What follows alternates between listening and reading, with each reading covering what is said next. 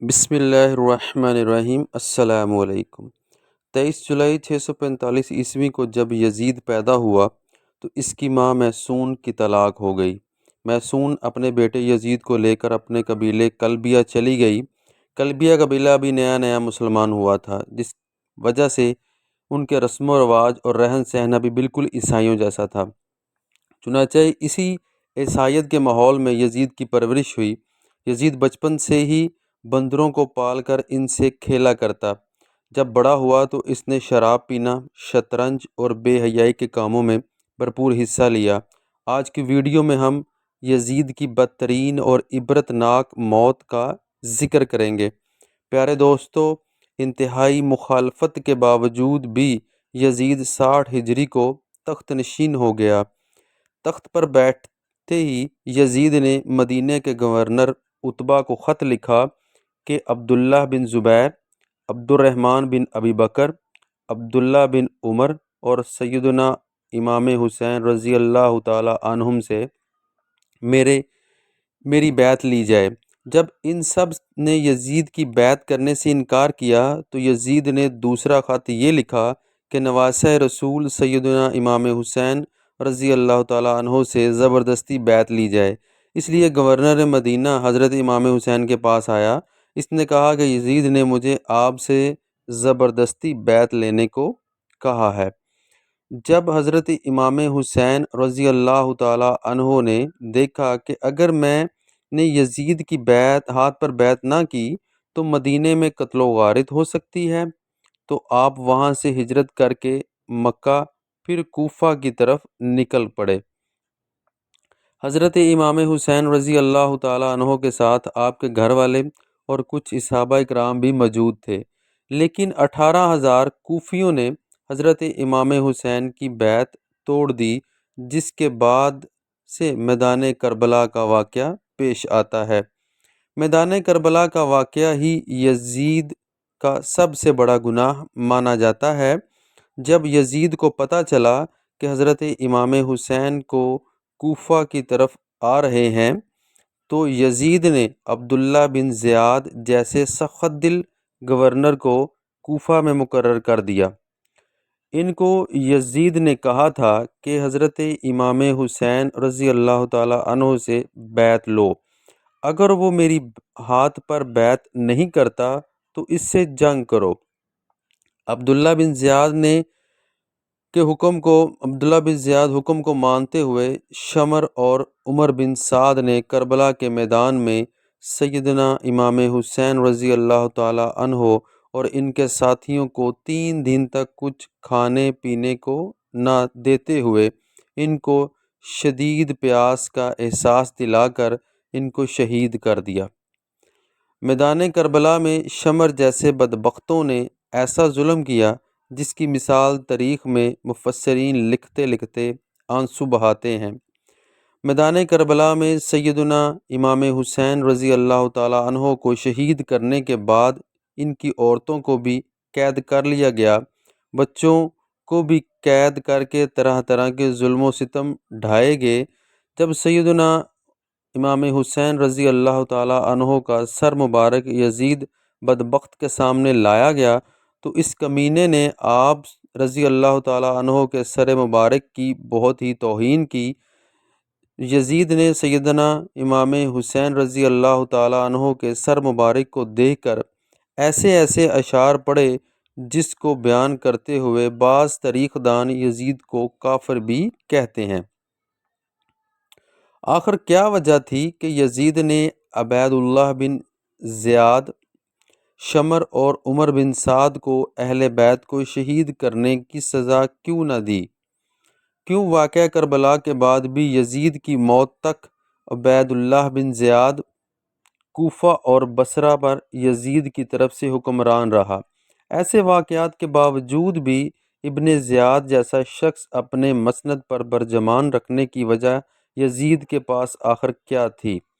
اب 63 ہجری میں مدینہ کے لوگ یزید کی بیعت توڑ دیتے ہیں تو یزید کی فوج مدینہ پر حملہ کرتی ہے، جس سے واقعہ ہرا پیش آتا ہے کہ جس میں 80 صحابہ کرام مہاجرین اور انصار میں سے 700 تابعین اور اس کے علاوہ 10,000 مسلمانوں کو بے دردی سے مدینے میں شہید کیا گیا۔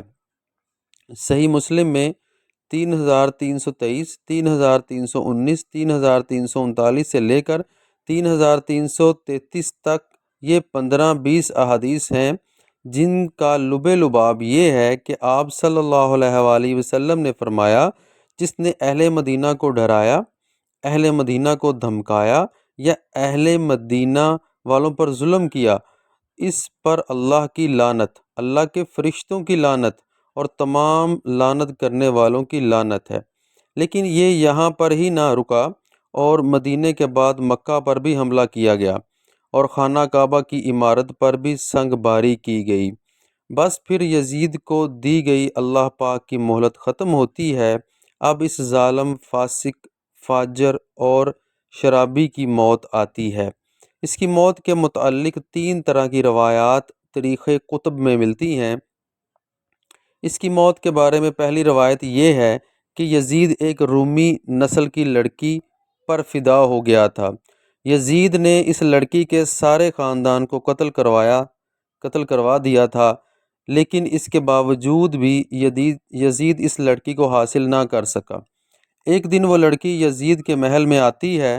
وہ لڑکی یزید کو کہتی ہے کہ میں اپنی جان دے دوں گی لیکن تیرے جیسے قاتل درندے کی محبت میں گرفتار نہیں ہو سکتی۔